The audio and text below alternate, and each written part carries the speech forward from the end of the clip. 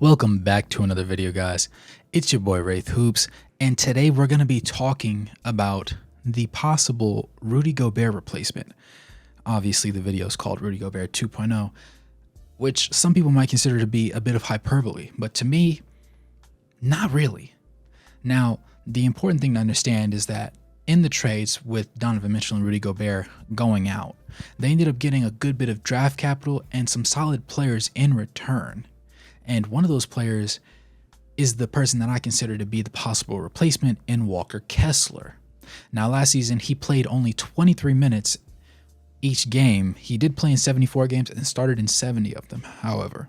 So he was pretty durable for them overall. He did average 9.2 points, 8.4 rebounds, and about an assist a game, shooting 72% from the field. And he did hit one out of his 3 threes that he did take. One more three than Rudy Gobert has ever made in his career. So shout out to that, I guess. Whereas last season with the Timberwolves, Rudy played in 70 games, started all 70. In 30.7 minutes a game, he averaged 13.4 points, which was a drop from his 15.6 the previous season. He ended up shooting 65.9% from the field as opposed to a 71.3% that he averaged last year.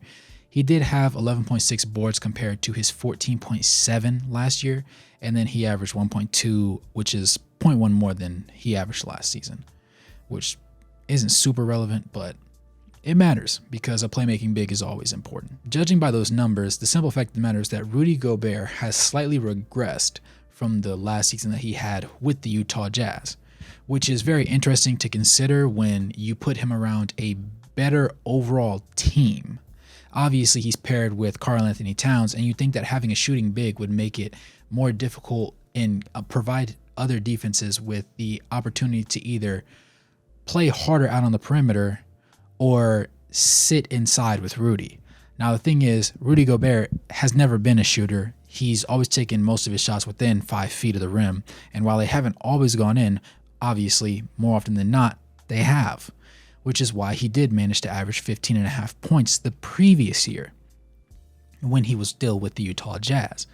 Now, the more interesting part going forward is going to be how does he adapt alongside Ant and Cat as far as where they feel they should be as an entire unit. Because yes, he does have strong defensive capabilities, but even last year with them, part of the reason why you get Rudy Gobert ever and pay as much as they did as far as players and draft capital was to get somebody to relieve the defensive pressure off of Cat, because we know that Cat is arguably the greatest shooting big percentage-wise the NBA has ever seen. But the issue is, on the defensive side of the ball, he leaves much to be desired, and Rudy Gobert was supposed to kind of be the Band-Aid on that cut and just solve the problem for them. And that wasn't quite what happened, as we saw particularly later on in the season. Now, obviously, I said Walker Kessler only averaged 9 points and 8 boards, but he also only played in 23 minutes. So he played roughly 8 to 10 minutes less on a nightly basis than Rudy did, and still put up pretty comparable numbers in my eyes, while also shooting slightly better than him from the floor. Now, one could chalk this up to him just being a rookie, and maybe he does end up experiencing a sophomore slump, as many players do. But in my eyes, that's not exactly what's going to happen. And the main reason why I consider him to be Rudy 2.0 isn't because offensively I think he can reach that level.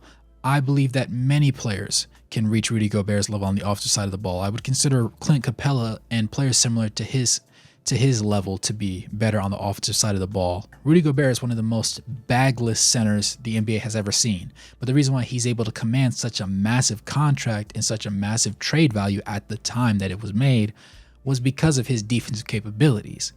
And an important metric in the advanced metrics category to pay attention to is going to be the block percentage. Now, in his rookie year, he averaged 7%. And slightly later on, he did average 7.4%. However, in the 2020 to 2021 year, that was the first time that he really reached back to that peak level while playing as many minutes as he did at 7% of blocks. And basically, this metric just tells us when the player's on the floor, what percentage of shots that are taken are blocked by this player. Now, I'm not going to sit here and say that Rudy Gobert has been absolutely garbage since getting traded, but he hasn't been the person that they expected him to be.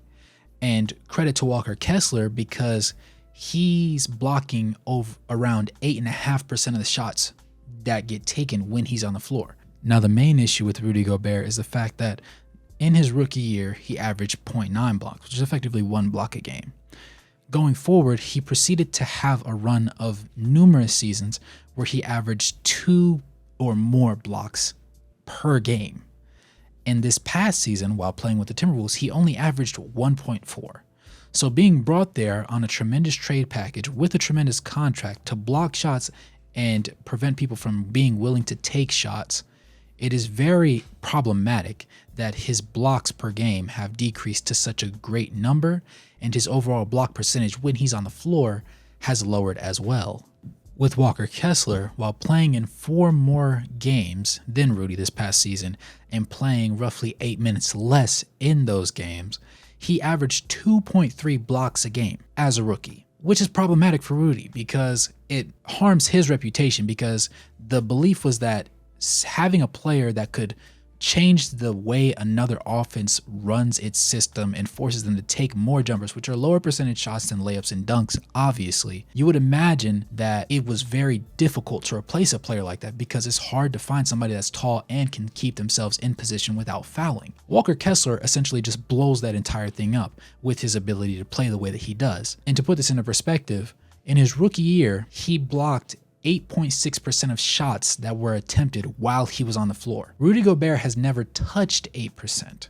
While he has seen 7% across the majority of his career, and by the majority I do mean literally 3 seasons, so really like a third of it, it's been more of an ebbs and flows kind of thing for him because he did block 7.4% his first year, 7% his second year, and then didn't touch 7% again until the 2020-2021 season.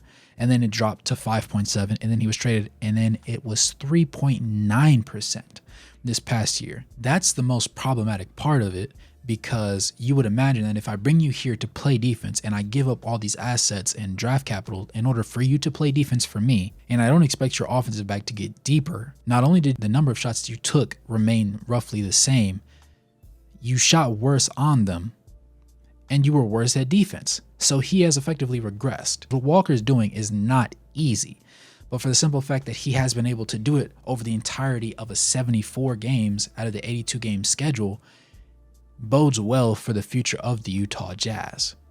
And it looks like they found their center for years to go. Obviously, they have Lauri Markkanen holding things down on the offensive side of the ball, and it really won't take much for Walker to become a little bit more effective on the offensive side of the ball than, say, Rudy was, because Rudy, again, was one of the most bagless bigs in the league that the league's ever seen. But, again, his calling card was defense. And if Walker is able to supersede his block percentage when he's on the floor, and while simultaneously almost blocking double as many shots as he did per game in less time, it's a no-brainer.